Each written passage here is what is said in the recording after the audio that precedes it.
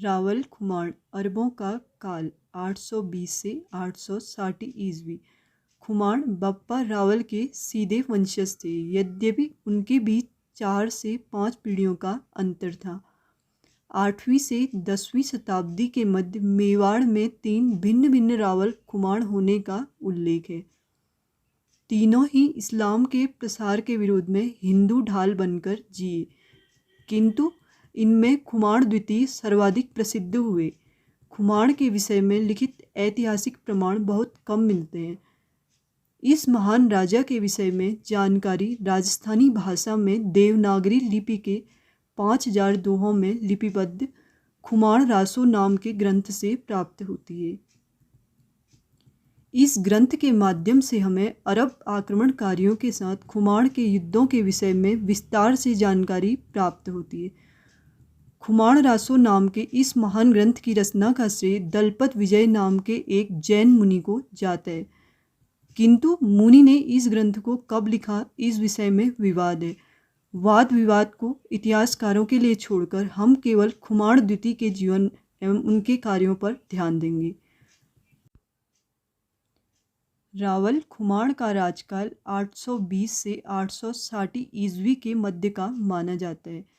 भिन्न भिन्न इतिहासकार अपने आकलन के अनुसार इस कालखंड को मानते हैं। बप्पा की मोक्ष प्राप्ति के पश्चात कुछ दशकों तक अरबों ने भारत पर आक्रमण नहीं किया। फिर अरब खलीफा ने एक अरब सेनापति हासिम को हिंदुओं पर आक्रमण करने के लिए भारत भेजा। हासिम समुद्री मार्ग से होता हुआ गुजरात के रास्ते भारत पहुंचा। उसने राजस्थान की ओर मुंह किया, जहां कुछ सीमा तक उसे सफलता भी प्राप्त हुई, किंतु फिर चित्तौड़ के दक्षिण पश्चिम में स्थित भीनमाल के राजा नागभट्ट एवं खुमाण के संगठन ने हासिम का सामना किया। उन्हें हासिम और उसकी गतिविधियों के विषय में अपने गुप्तचरों द्वारा सूचनाएं प्राप्त होती रहती थीं। परिणाम स्वरूप एक भीषण युद्ध हुआ, जिसमें अरबों का विनाश कर उन्हें कुछ दशकों के लिए भारत से समाप्त ही कर दिया गया। खुमाण के ही काल में अरबों के मध्य आपस में ही इस्लामी खलीफा सत्ता के लिए एक दूसरे की हत्याएं करने लग गए थे। एक दूसरे अरब सेनानायक ने भारत पर आक्रमण किया। यह था खुरासान का पुत्र अल मामून, जिसे महमूद भी कहा जाता है। अरबों द्वारा भारत पर यह एक प्रमुख आक्रमण बताया गया है। यह गजनी के महमूद से भिन्न है। खुमाण रासो ग्रंथ का प्रमुख उद्देश्य है भारत पर बड़ी सेना लेकर आक्रमण करने वाले महमूद पर विजय का यशोगान। तत्कालीन हिंदू आस्था के स्तंभ खुमाण का साथ देने वाले सभी राजाओं का उल्लेख खुमाण रासो में किया गया है। खुमाण रासो के लेखक के अनुसार खुमाण ने मेवाड़ का केसरिया ध्वज सदैव ऊंचा रखा। उन्होंने आक्रांताओं के भीषण आक्रमण का न केवल प्रत्युत्तर दिया, वरन उन्हें पीछे हटने पर भी बाध्य कर दिया और अंततः महमूद को बंदी बना लिया। खुमाण के सम्मान में कश्मीर से लेकर रामेश्वरम तक के कुल 40 राजवंशों ने उनके नेतृत्व में एकत्र होकर अरब सेना को बुरी तरह पराजित किया। जैसी सेना खुमाण द्वितीय के नेतृत्व में एकत्र हुई, वैसी पुनः भारत के इतिहास में कभी नहीं हुई। कर्नल जेम्स टॉड अपनी पुस्तक annuls and antiquities of Rajasthan में इन राजवंशों के विषय में लिखते हैं।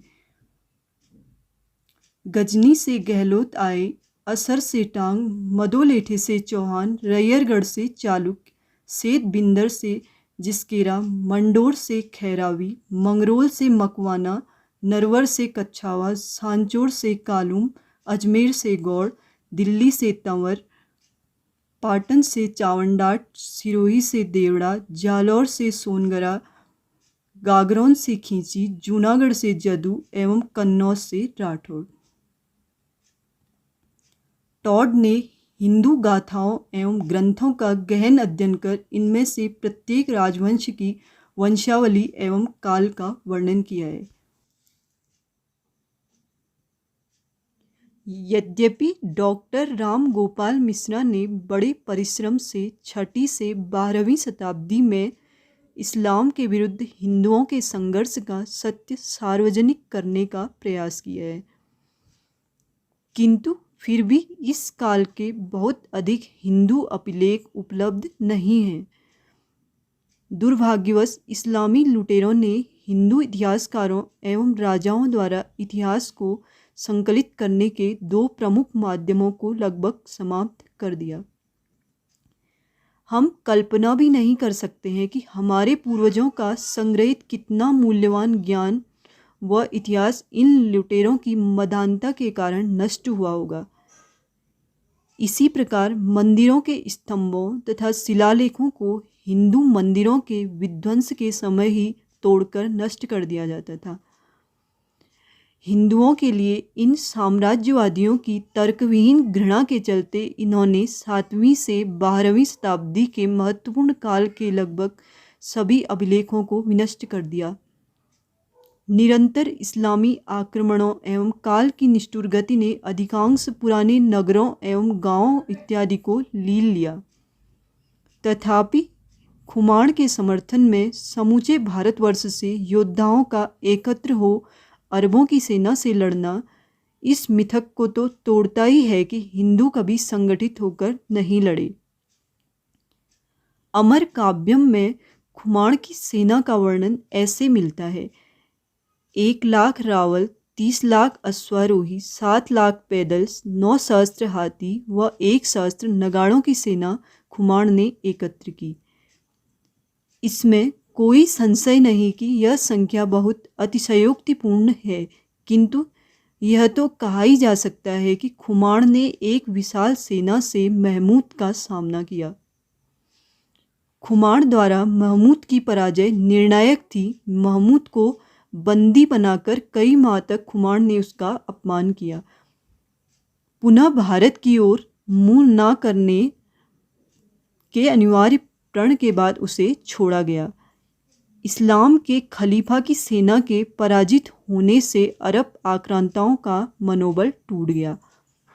अभिलेखों के अनुसार खुमाण ने उत्तर एवं पश्चिमी भारत में अरब स्कंधावारों को नष्ट किया एवं अपने जीवन काल में 24 युद्ध लड़े तथा इराक और अफगानिस्तान तक चढ़ाई कर इस्लामी आक्रांताओं को भरपूर हानि पहुंचाई।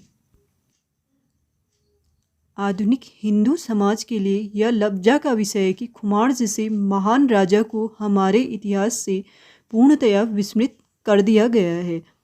यह खुमाण जैसे शौर्यशाली राजाओं का ही प्रताप है कि विश्व के सबसे पुरातन हिंदू जाति आज भी पृथ्वी पर जीवित है। ब्रिटिश इतिहासकार व विचारक आर्नोल्ड टॉयनबी ने विश्व की पुरातन सभ्यताओं एवं अभिलेखों के अध्ययन से जाना कि अनुमानतः 25 पुरानी सभ्यताएं अब तक विलुप्त होकर काल के गलियारों में खो चुकी हैं। वर्तमान में सबसे पुरानी सभ्यताओं में चीन के अतिरिक्त केवल हिंदू सभ्यता ही प्रमुखता से जीवित बची है। यह खुमाण जैसे राजाओं का ही पुण्य कर्म व पुरुषार्थ है कि आज भी विश्व की जनसंख्या का कुल 15% हम हिंदू हैं। खुमाण ने अरब आक्रमणों को पूर्णतया विफल कर दिया था और इसलिए सुदूर पूर्व के देश यहाँ तक कि चीन भी अतिवादी इस्लामी लुटेरों से बचा रहा। हम कल्पना भी नहीं कर सकते कि यदि अरबों ने भारत पर पूर्ण विजय प्राप्त कर ली होती तो क्या परिणाम होता। इस्लाम के चीन और सुदूर पूर्व में प्रसार की इस भयावह संभावना की पुष्टि हमें 8वीं सदी के चीनी यात्री ओहू कॉन्ग के संस्मरणों से भी मिलती है। यद्यपि वह कश्मीर के ललितादित्य मुक्तापीठ के विषय में लिखता है, मुक्ति ने मध्य भारत के एक राजा यशोवर्मन के साथ मिलकर तिब्बत के 5 दर्रे अवरुद्ध कर दिए। यदि हिंदू भारत इस्लाम के समक्ष समर्पण कर देता तो कदाचित पूरे विश्व का इस्लामीकरण हो जाता, क्योंकि इस बात का उल्लेख कई जगह हुआ है कि अरब खलीफा को पश्चिम में यूरोप एवं पूर्व में भारत को विजय करने हेतु अपनी शक्तियों को 2 भागों में विभाजित करना पड़ा था। एक ओर जहां पूरा विश्व 732 ईस्वी में चार्ल्स मार्टेल एवं उमय्यद खलीफा के बीच हुए टूर्स के युद्ध को जानता है एवं यशगान करता है, यहाँ हम बाप्पा और खुमाण जैसे महायोद्धाओं को विस्मृत कर बैठे हैं। इस्लाम का पूर्व में विस्तार खुमाण जैसे महान राजा ने रोका, जिनका नाम तक किसी की स्मृति में नहीं है। ऐसे में उनके जीवन और कार्यों के विषय में क्या कहा जाए। यदि खुमाण ने अरबों को पराजित कर उन्हें नहीं खदेड़ा होता तो न केवल पूरे भारत का इस्लामीकरण हो जाता, बल्कि भारत के धन एवं सेनाओं के बल पर इस्लामी साम्राज्यवाद नरसंहार एवं दास्ता की भयंकर कालिमा में सुदूर पूर्व एवं चीन को भी ग्रस लेता। इतिहासकार इवान ऑस्टिन अपनी पुस्तक मेवाड़ संसार का सबसे प्राचीन राजवंश में लिखते हैं कि खुमाण व बप्पा जैसे हिंदू महावीरों के कारण ही विश्व इस्लामी खिलाफत बनने से बच पाया। इन वीरों ने अरब विस्तारवाद की रीढ़ तोड़ दी तथा भारत 500 वर्षों तक अरबों से सुरक्षित रहा। जोन ऑफ आर्क, रिचर्ड लायनहॉर्ट एवं पेलागिस ऑफ स्पेन, जिन्होंने पश्चिम में इस्लाम के आक्रमण को रोका, उन पर कई चलचित्रों का निर्माण हुआ। उनकी स्मृति को जनमानस के मन में जीवित रखने हेतु पुस्तकें लिखी गई। इधर भारतवर्ष में खुमाण जैसे नायकों को हमारे इतिहास से पूर्णतया मिटा दिया गया। यद्यपि उनका योगदान पूरी मानवता की रक्षा में उतना ही महत्वपूर्ण है, कदाचित यूरोपीय नायकों से भी अधिक। यह हिंदू विद्वानों द्वारा अभिलेखों के अपर्याप्त रखरखाव पर भी कटु टिप्पणी है कि ऐसे महान योद्धाओं के विषय में इतिहास में कुछ विशेष नहीं मिलता। जो कुछ इस पुस्तक में लेखक संकलित कर पाया वह भी एक ब्रिटिश अफसर कर्नल जेम्स टॉड की राजस्थान के इतिहास पर एक विस्तृत पुस्तक में से लिखा है। खुमाण की स्मृतियों को जीवित रखने के लिए हिंदू समाज टॉड का सदैव आभारी रहेगा। यद्यपि यह भी कहना पड़ेगा कि पुरातन काल से ही हिंदू राजाओं व पंडितों की दृढ़ता तथा दूरदृष्टि का ही परिणाम है कि खुमाण रासों की वास्तविक प्रतिलिपि आज भी पुणे के एक संग्रहालय में सुरक्षित है। हिंदुओं को अपने उन महान पूर्वजों का आभार मानना चाहिए जिन्होंने असुरों एवं मलेच्छों से भयंकर संघर्ष किया, जैसा कि हमारी हिंदू गाथाओं में उल्लेखित है। हमें इन महान राजाओं के बलिदानों को सदा स्मरण रखने के लिए उनके इतिहास का शोध एवं कुशल पुनर्लेखन करना होगा। अपने जीवन काल में खुमाण राजस्थान के जन जन में वैसे ही प्रसिद्ध थे जैसे कि रोम में जूलियस सीजर। आज भी मेवाड़ में यदि आप गिर जाएं अथवा छींकें तो आपको कोई कहेगा थने खुमाण राखे, अर्थात खुमाण आपकी रक्षा करें। राजसी पुरुषों के साथ ऐसा होता ही है। उन्हें अपने कंधों पर सत्ता के सुख व कष्ट का विरोधाभास ढोना ही होता है। खुमाण जब अधेड़ अवस्था के हुए तो एक ब्राह्मण पुरोहित ने उन्हें अपना राज्य छोटे भाई जोगराज को देने का परामर्श दिया। खुमाण ने गुरु आज्ञा समझकर जोगराज को राजा घोषित कर दिया, किंतु जोगराज एक सत्तालोलुप, अन्यायपूर्ण व अदूरदर्शी शासक सिद्ध हुआ। वानप्रस्थ से खुमाण को लौटकर आना पड़ा तथा छोटे भाई को पदच्युत कर उसे देश निकाला देना पड़ा।